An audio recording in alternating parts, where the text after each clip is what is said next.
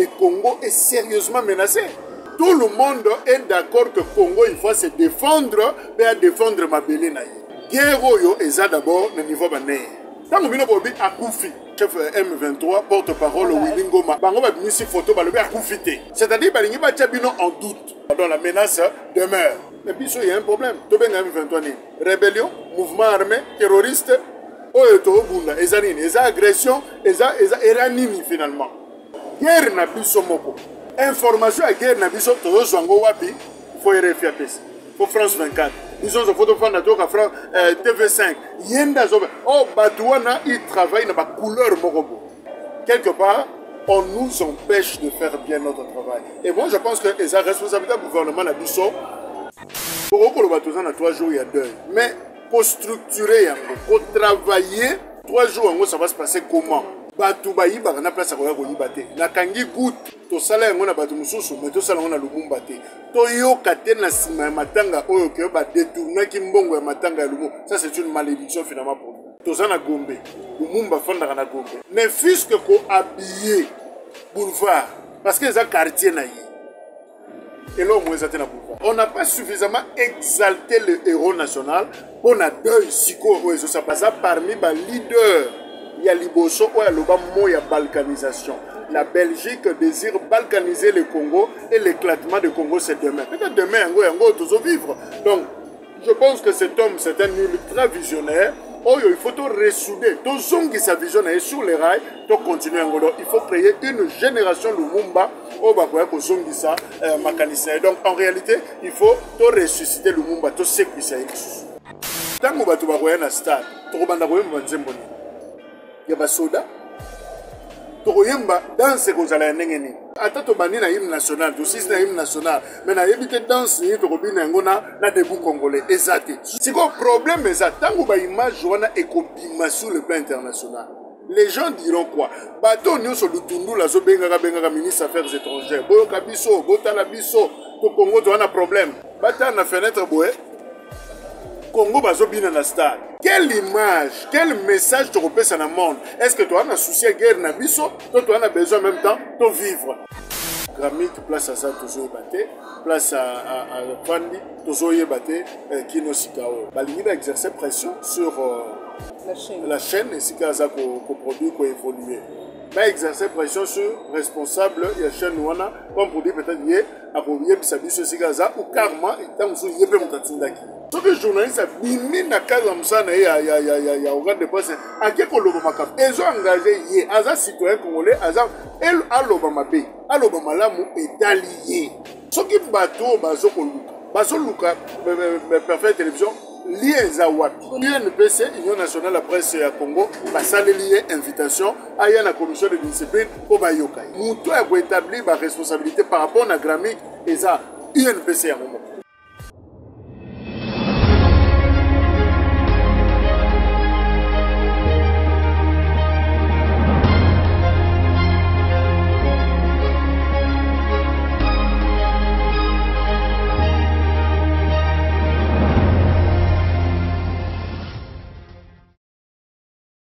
Et c'est moi que Bozali est belé, connecté sur la chaîne de vérité, la chaîne qui vous informe en temps réel, plus clair télévision. Bandeko Balanzimbo, Tepa Ibiso. Les amis Bino, bienvenue dans le numéro à Sika émission Vérité de tous côtés. Et Sika, Toso la Kamboka sur le plan politique, sécuritaire et social. Pour la Lelo, plus clair télévision. Les amis sous pour la Bino, monsieur Jacques Kalangidi, pour les bons journalistes. Et donc, nous allons parler de l'actualité, journaliste Peter Tiani, Bakangi et ou pas, on va parler en profondeur dans la 4 émission Vérité de tous côtés. On va parler du deuil national. Vous avez décrété à partir de l'élo lundi 27 juin, qui est le 30 juin, pour la Patrice Emery Lumumba, RDC Rwanda, la Senko. Et pour le dialogue, les 30 juin, il y aura concert ou pas. Vous voyez, bon, on a 4 émissions Vérité de tous côtés, sans plus tarder, on a n'est pas à M. Jacques Kalonge pour appeler ça une beauté. Bonjour, madame. Bonjour maman, Mbote Nayo, Mbote également, la bande de Koébélé, la joie de Bissot maintenant, la PCB Mbote, et voilà, tout ça, on a porté sur la solo, il y a Mboka Bissot Congo. Merci beaucoup, M. Jacques Alonge, ça nous a fait Bissot, puis on a platé la Bissot dans l'émission Vérité de tous côtés. Question à Liboso, deuil national décrété le 27 au 30 juin, tout le monde férié, BK deuil national, aussi Kawapi, tozo commémorer Patrice Emery Lumumba, héros national. Premier ministre à Liboso, un peu comme RD Congo, depuis na tout le monde qui depuis na tout le monde qui Belgique, na Sankourou, qui Sangani, et qui Lubumbashi, et qui la Okatang Sikawa, puis akutana ki na liwa lelo ezokita na Kinshasa to moni Augustin Kabuya to moni mongongo kosenga baimboka bazala ebe na aéroport international njili pona koyamba relique ya Patrice Emery Lumumba dans le Lénine. Oui, c'est exact devoir, il y a mémoire pour Nabiso, on ne l'a jamais fait. Ouais. Ça le rôle dans la famille, beaucoup fait la papa. Ouais. Bah, ici, il y a Zindaka na Maï. À fleuve, to à Zikaka, l'avion, mais il y a Pingaka Sende, corps et mon anité. C'est vrai, beaucoup de là. Mais pour ça, il y a proximité, on a dit, n'a mon d'accord. Et ça n'a pas de soucis, beaucoup de sangata na morgue, n'a mon nanga lali. C'est-à-dire, n'a complété vidéo et ça, na mémoire nanga. On a connu des gens comme ça. Bah, c'est moi na koufi. Mes parents na yo mo kwa koufi. Azo sengas que même si a koufi oui, mais n'a mon nanzoto na ye. Et c'est ça le cas de la République démocratique du Congo. C'est vrai, bah ici sur le Lumumba.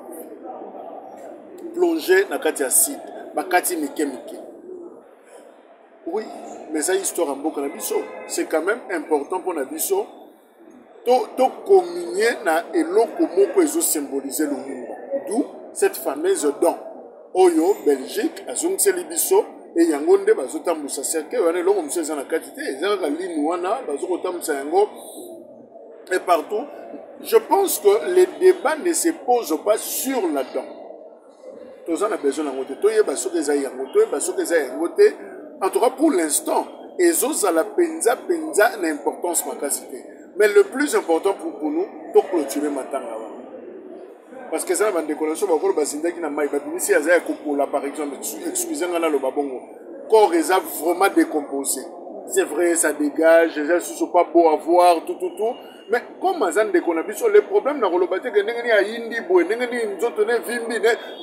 ce n'est plus ça le débat. Le problème, c'est finalement, na communier na ndekonanga oyakendaki. Peu importe forme oyabimeleni.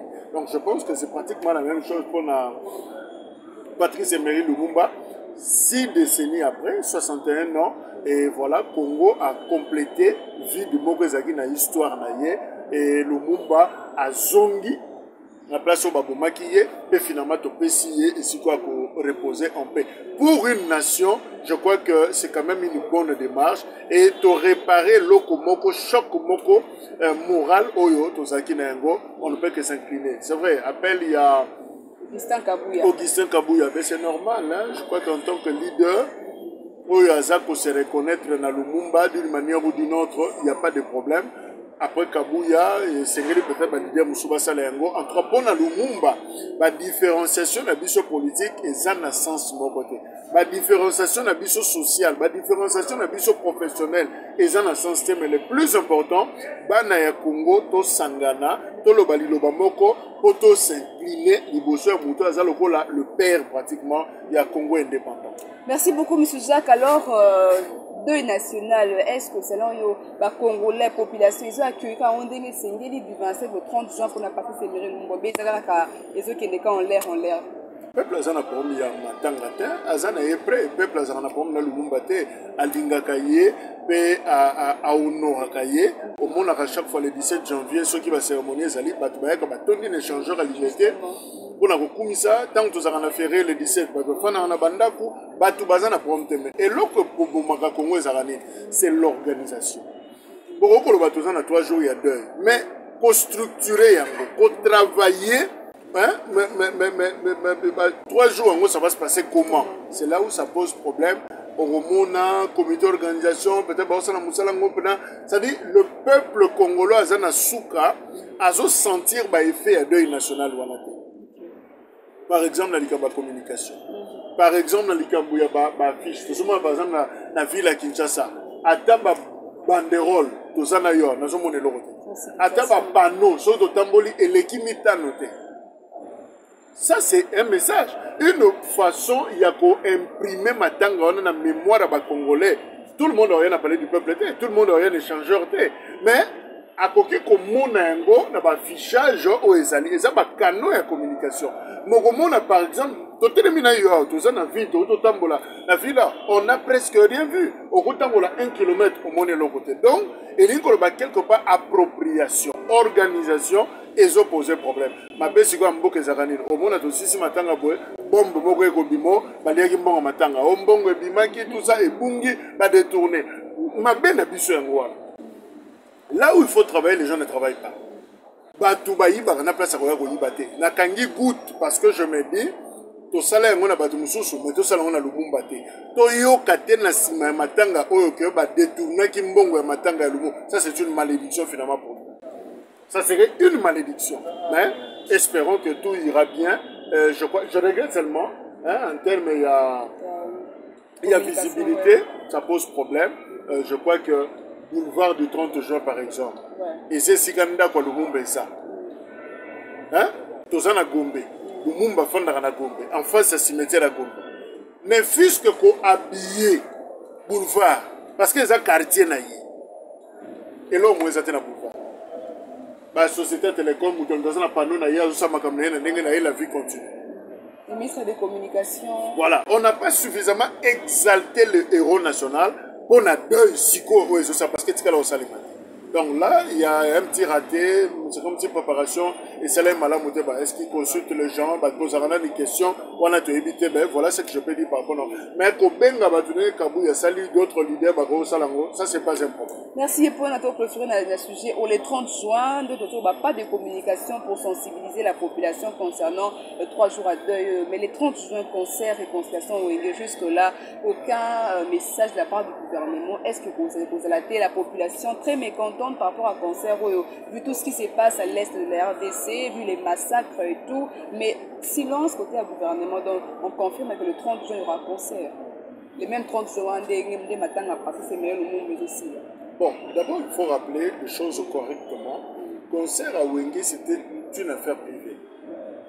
Les acquis privés, un sponsor, un producteur, Amadou, je crois, le Guinéen, a sepeli na mbongo na ye asalisa concert pour asangisa bana wenge 25 ans. Au départ, ezalaki une initiative privée. Rien à voir avec le gouvernement congolais. Ezam mutuka de ba concert betamaka. C'est par après que planification ba sali tango ba programmer concert le 30 juin. Na katikati wana avril mai makambo ya crise agression rwandaise et bandi. Ne au moni soulèvement ne serait pas bon. Comment biso toza na problème batu bazo kufa na est guerre officiellement déclaré comme ça na ba constitution que toza agressé et puis batu ba kota na stade ba banda kobina opinion internationale ba mona biso bana ne bandeko oyo bazo organiser biloko wana ba contextualiser activité na bango JB Piana Werason et les autres ba lobby que oui Bisope na makbongisi wana to koti na mulongo ya ko soutenir FRDC et deuxièmement mbongo to pe recette ko mona je crois 40% to ko tia yango na disposition ya mapinga na biso ça dit bango pe ba koti na dynamique wana ya défense ya mboka na biso et puis ya soutien ya forces armées. Alors nazomona te gouvernement au côté yango na ndenge ni peut-être ndenge ba longwe na dimension privée ya spectacle. Comme ici, il y a pratiquement un problème aussi. Il y a Mboka. Maintenant, le gouvernement fallait créer moi le beau qu'on a eu penakat. Comme pour appuyer, parce que Batouana va y poids. Peut-être ministre de la communication, ministre de ce qu'il y a, on a renforcer et l'autre on a d'une manière ou d'une autre. Ça, il n'y a pas de problème. Ce qui n'est pas comme ça, et ça n'a pas monté. Mais dans un monde moins compliqué, est-ce que tant que tu vas voir un stade, tu vas voir un zemboni, il y a des soldats, tu vas voir dans ce que vous allez faire. Parce que finalement, tu vas glisser dans la puissance. Hermoko kala ibunge beti, hermoko sukinze moni soko beta. C'est-à-dire finalement to robina atato bani na hymne national, to sis na hymne national, mais na yebite danse ni to robina ngona na debout congolais ezate. Suka nango il faut ba to babina kaka wenge. C'est quoi problème ça tango ba image wana ekobima sur le plan international. Les gens diront quoi? Bateau nous sur le tundu la zo benga ministre des Affaires étrangères. Boyo kabiso, botala biso, to Congo to a problème. Oh, Congo a un problème. Bata na fenêtre boé. Congo bazo bina na stade. Ça c'est un problème. Samedi passé to kona l'église de réveil ba Fukamisi, chef d'état-major et armée, baza ko sambela pona ye. Omoni ba photo na biso tozanango. Tant bato mona ah soda na tenia Fukamba pasteur. Donc il y a une dynamique, il y a ba religieux na ba soda pona guerre wana. Mais ce que ba moni biso tozo kata danse na kati ya stade wana. Quelle image, quel message tu repères dans le monde? Est-ce que tu as un souci à guerre na biso, toi tu as besoin en même temps de vivre? C'est un peu ça le grand point. Moi je me disais finalement d'un point de vue nanga na lobaki au lieu de baby sa vision initiale à producteur, il aurait été mieux à déplacer activité wana à tindengo par exemple na ba date mususu. Na ba mois mususu, tango mu PPO ya guerre écossais là. C'est alors que tu as to bini na biso conscience sur le projet biso les locaux te mettant au koto bozobina koto ba mouvement citoyen bazogang koto ba musu ba ocha makele to boyi conseil les gens se sentiront en insécurité, les gens risquent même d'avoir peur ya koya na stade. Donc c'est un peu ça, mais je vois les lots Wenge c'est toute une génération, ils ont représenté toute une génération. Alors, na moni ma bémorote moutab msambongo na asangisa bana Wenge babeta. Mais le contexte maintenant ne s'y prête pas, ils pouvaient carrément déplacer. Au lieu il y a kanga manada tourner étant toujours comme si c'était magique. Mais ce qui va dire par exemple la clôture à vacances scolaire, oui, les gens peuvent venir. Mais quand il y a le 30 il y a risque quelque part d'atteindre les objectifs parce que sûrement va critiquer ça. Merci beaucoup, M. Jacques Kalonji. On apprend selon mes informations que déjà Perfect Télévision, Peter Tiani, ils ont arrêté, ils ont traqué, c'est qui tweet, ils ont mis tout, pourquoi ils ont traqué, à Salini, il a diffusé quoi, selon mes informations, il y a un journaliste, il y a un Congo à Krabi, Kingi, à celle qui émission, selon mes informations, émission qui diffusait. Mais ici, qui a ça qui rage contre le chef de l'État et pendant qu'il y a des réseaux sociaux, on ne sait pas, vous êtes l'un de journalistes, on a quatre à Perfect Télévision. Qu'est-ce qui se passe? Grammy qui est où? Peter Tiani est traqué et arrêté. Qu'est-ce qui se passe en réalité dans cette affaire? Oui, Peter Tiani, responsable de Perfect Télévision, a été dérangé par de services, il y a sécurité, il y a qui même dans l'installation, il y a Perfect Télévision, soit directement, soit par personne interposée. Alors, le problème est Ali, Baza, tout est parti à propos, il y a beaucoup de journalistes à présenter une émission, politique, na Perfect Télévision, Grammy Nenge, Outi Koloba. Grammy est une émission moko. En tant qu'invité à Pesaki lecture naie à Lubma Kambo à lobby et extrait à vidéo on a circulé et choqué ma susceptibilité parce que Ezalaki selon communiqué il y a Perfect un peu excessif pour na État président de la République et ça dit que Tony Wana Makelele n'a pas sur l'équipe Grammy place à ça toujours batté place à Fandi toujours batté Kino Sikao mais en même temps le service pas à Kolukai alors à défaut il y a cause Grammy Balingi va exercer pression sur la chaîne et si ça qu'on produit qu'on évolue va exercer pression sur responsable il y a chaîne Wana comme produit peut-être lié à produire bisabiso si ça ou karma tant que il peut monter d'abord il faut noter que à propos de Grammy, Kezaki non pas en tant que journaliste seulement, mais en tant qu'invité dans une émission, Nenga dans une invitation. Nenga Yobenga, j'agis à titre personnel, bien que qualité n'a journaliste. Makambo nazo loba aou, ça n'engage en rien tata nabiso, maman nabiso, to chaîne ici quand nazo l'exécution. Ils ont engagé.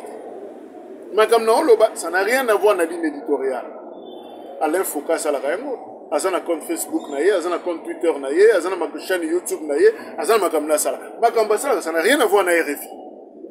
Sonia Rolé a comment yango na compte Twitter na ye, makambo comment na compte wana n'a rien à voir na Radio France Internationale. Mais biso pese ne ezandenga moko. Soki journaliste a bimi na kaza musana ya organe de presse, ake ko lobo makambo. Ezo engagé ye, aza citoyen congolais, aza el aloba mabe, aloba malamu etalié.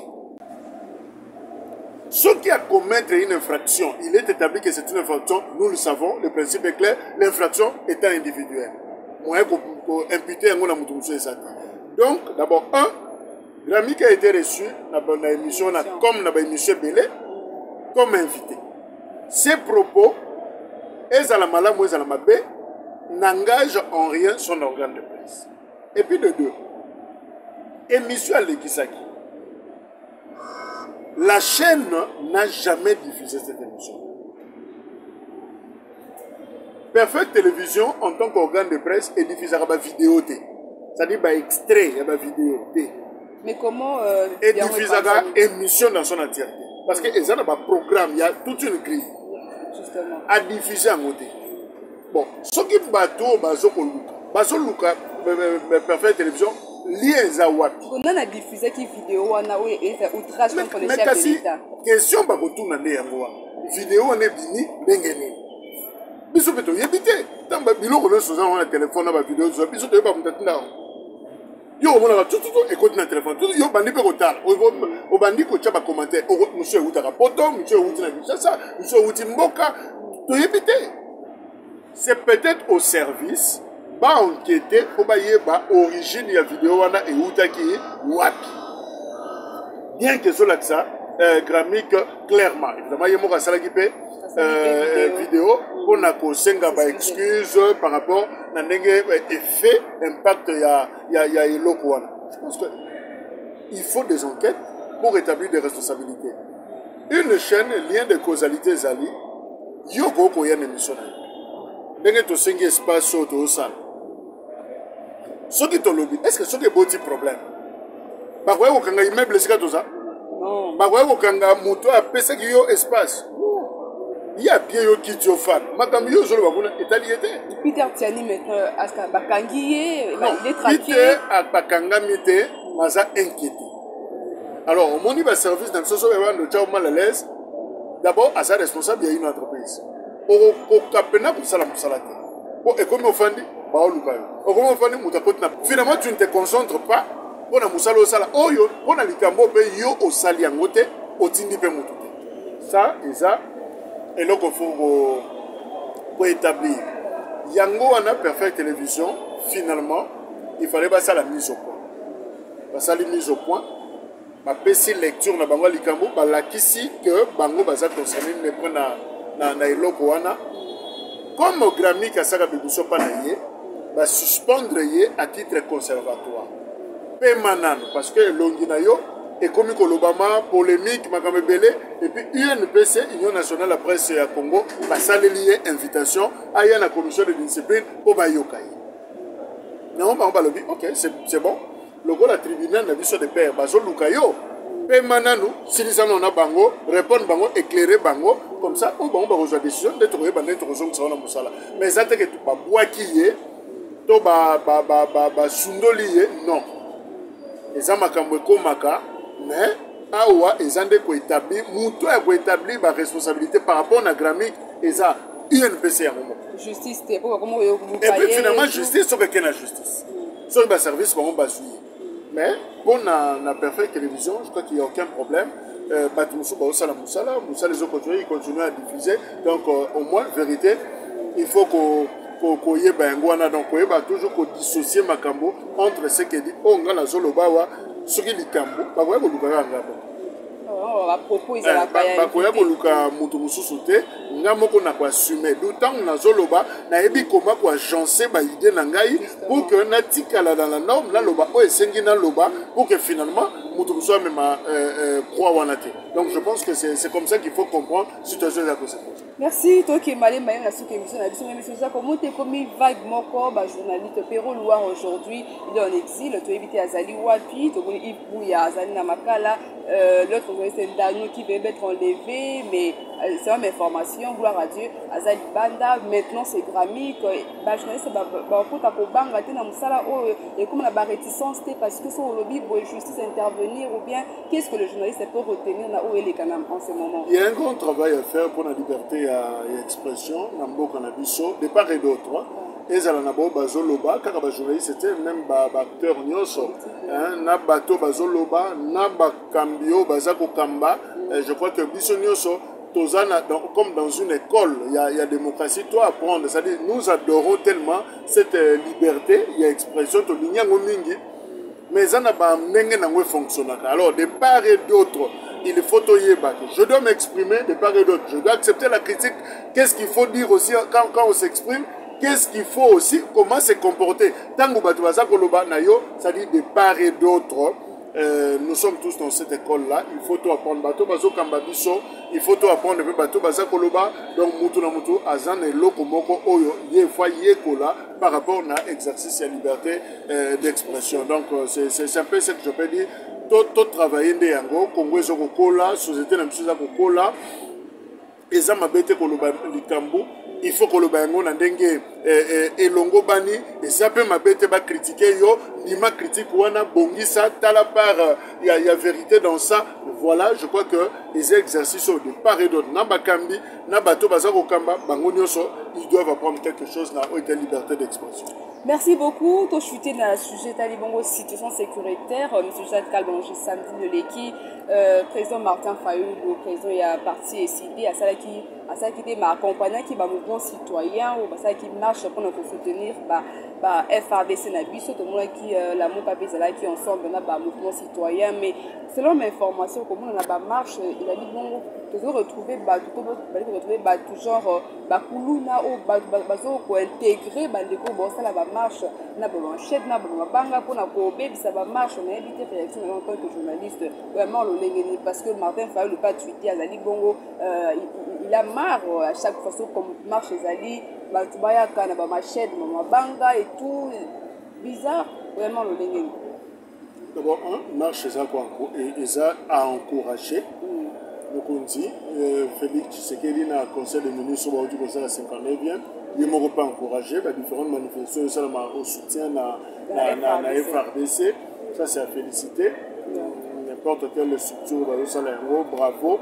Et cela, c'est le peuple congolais à Télémi pour soutenir Mapinga Naye pour combattre l'école. Évidemment, l'incident, voilà pourquoi. Et Sengami Namibeko, ce bon l'activité pour informer, il y a Mboka. On va sur un mécanisme, une disposition pour sécuriser marche. Pour sécuriser marche, il faut que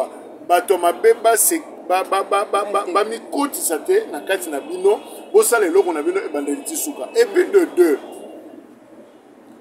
omoni bato mosusu bazalaka na posa kaka désordre ça.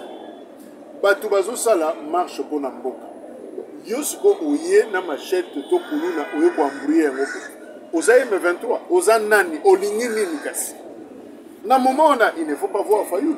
Na moment il ne faut pas voir tel bon mouvement. Non, eza ba Congolais bazotambola. Soki yo oza Congolais, on va perturber loko ba Congolais pour na Congo, pour na nini. C'est là où on doit se poser aussi des questions. Donc, eza na ba moment mususu ba différence politique au batu bazana yango esengeli batike. Makamususu animosité et sur certaines questions la différence on n'opère pas. Il faut que moko tata moko mboka moko to bunda pona ekolo mais ce que chaque fois na ba rendez-vous lokola oyo tozo mitala na oyo UDPS oyo PPRD oyo mutakabila oyo mutatshisekedi oyo mutafa. Ben là, c'est que nous n'aimons pas ce qu'on nous perdrons ce coup. Est-ce qu'on peut dire que Martin finalement. On peut dire que Martin Fayou a commis cible dans la marche Oyo. Est-ce que c'est plus lui qui a la cible pourquoi? Martin Fayou est congolais. Martin Fayou est un leader politique congolais. Et Peki Sameli à Tambola pour défendre l'intégrité territoriale à Mboko. Ce que beaucoup embrouillé pourquoi? Moi d'ailleurs je pense que c'est vrai qu'il y a un problème d'approche qui se pose. C'est-à-dire que une méthode, mais l'option, il y a le pouvoir, il y a l'opposition, il y a la société civile. Et ça que tout le monde condamne l'agression rwandaise. Justement. Tout le monde est d'accord que le Congo, il faut se défendre, mais défendre Mabélé. Tout le monde. Le problème, c'est que les pas méthode, pas approche. Donc, sur cette base-là, que tout ça, la vision pour le Congo, moi je pense que comme ça, nous avons une méga marche. Augustin Kabou, Martin Fayou, Mosito Adolphe, Chadari, Emmanuel, Bangoni sur le front, Tozuna Batinos Kapiamba, Katende, Bangoni sur la société civile, le mouvement citoyen, Bissonio sur bloc, Naba journaliste, Kotima Solo Yango, Totamboli Bissonio sur Nzela Moko. Ensemble. Ça peut arriver. Le moment on a, c'est sans couleur. Mais si on a un marche en comme le Miss de beauté. Miss. Moutram Luka, à ça l'appelle l'eau, on a une visibilité, à la démonstration. Ma paix à Congo, Congolais, va la tsager l'ikamote. Soko bimisika que l'eau, Congolais, et comme hérésie, c'est-à-dire, ça a dénaturé l'eau. Les lots, marche, tu commences à le moi, ma démonstration, moi, qu'on l'a kisana, moi, qui nini, moi, orgueil. Mais les gens oublient que le problème est sérieux. Le Congo est sérieusement menacé. Tout ce que ça, la défilé de mode, mais tout ça, vraiment comme un peuple qui croit la destin et qui se sent menacé et qui veut se défendre. Voilà. La Senko à l'objet était, il y a une nécessité de dialoguer. RDC na Rwanda, baki na dialogue si possible, dit la Senko. Votre réaction? Voilà pourquoi dans le Baki, il faut développer une thèse commune, une thèse nationale. Tu fan la to solo. Tu adopter version moko. Tu adopter le langage de guerre moko. Tu adopter le langage riposte moko. Na ruto lo bango, mutra mtakoza na makanisi na yo. Mais alaga bien te makanisi wana mutra mtalo bango en désordre.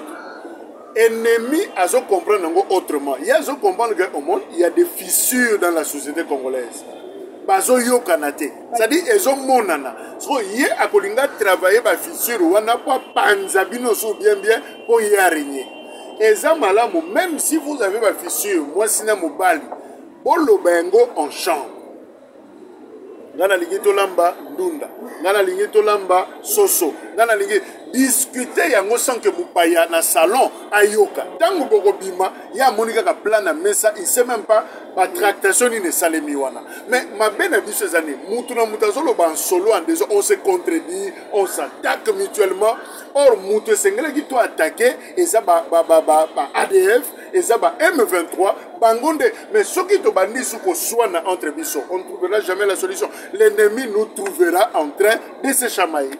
Et ça, c'est dangereux pour le pays. Donc moi, je pense que ce que l'Église, c'est quoi ça dans ma canisse? ECC, ma protestation, c'est dans ma canisse. Église réveil, c'est dans ma canisse. Mosito, c'est dans ma canisse. Fayoul, c'est dans ma canisse. Le chef de l'État a dévancé en tant que garant. A benga bangonios. Ma fandi na salon moko, même na format moko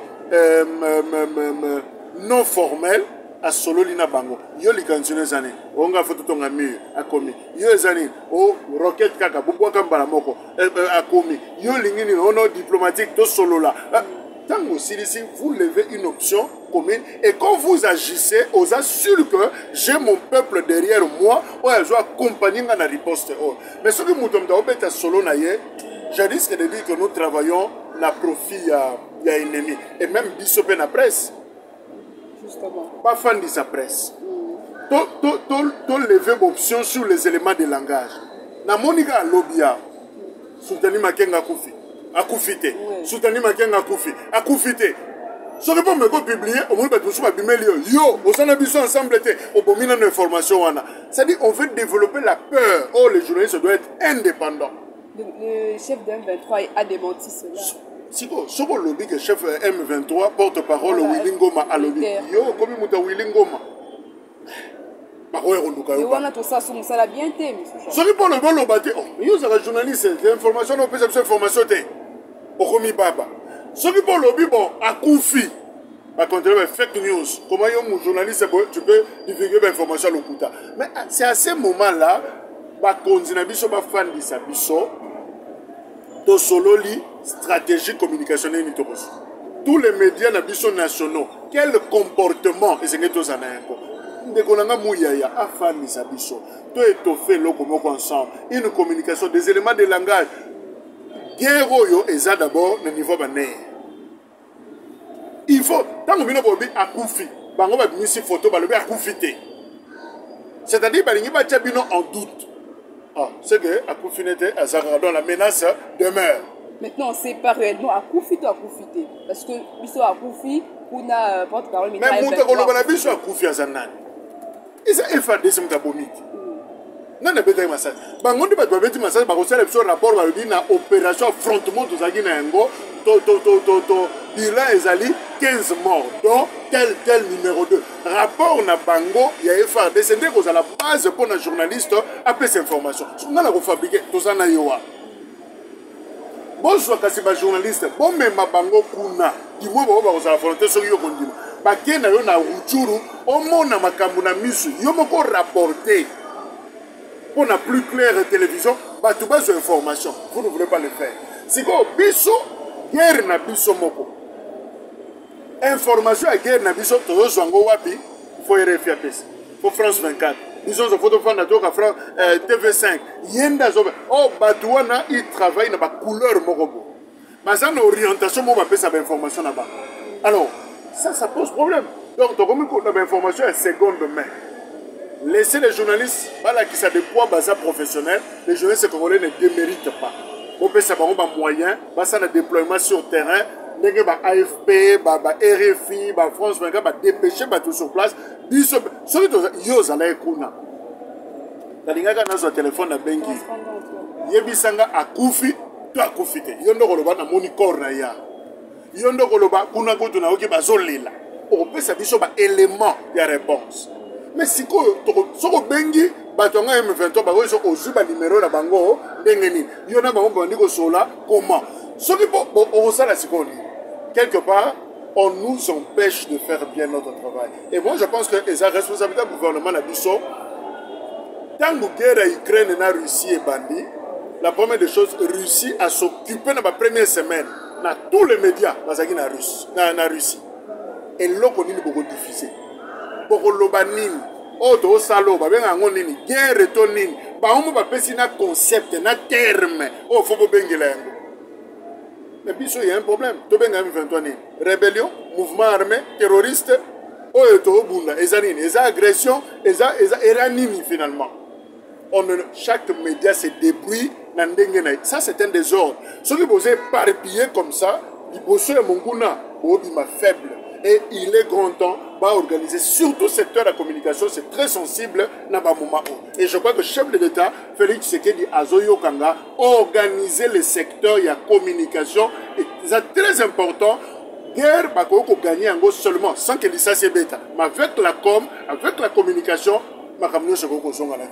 merci beaucoup, M. Jacques Kalangi. C'est tellement profond, c'est la communication, parce que la fois passée, tu qui m'a SCC a proposé $1 par chacun, population pour soutenir FARDC. Donc, tout le monde ça point de vue,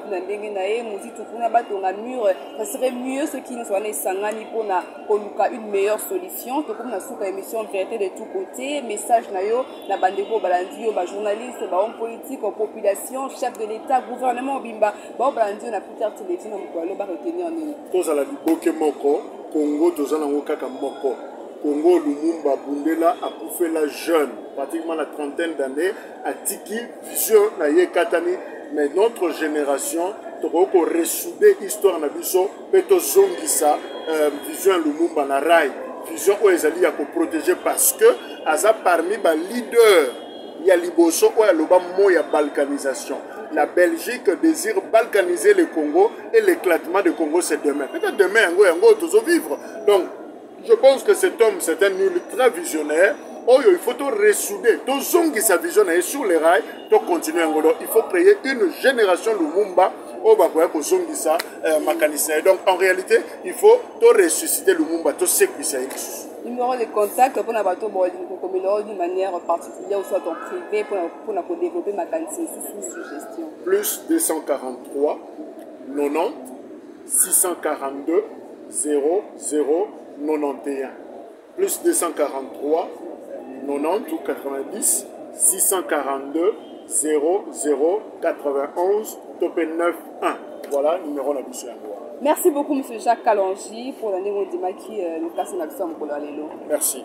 Merci Nabino, Bolandi Bisso, Plus Clair Télévision, la chaîne de vérité, la chaîne qui vous informe en temps réel. C'est par ici que nous mettons un terme à l'émission Vérité de tous côtés à Mokolo Mwalelo. Merci à Joël Gonago, chasseur d'images. Merci ma caméra. Merci au cordon de Nafouko, Popo Layombe. Merci Nabino sur Bolanda Kibiso. Nous nous verrons à la fois prochaine. Portez-vous bien. Au revoir.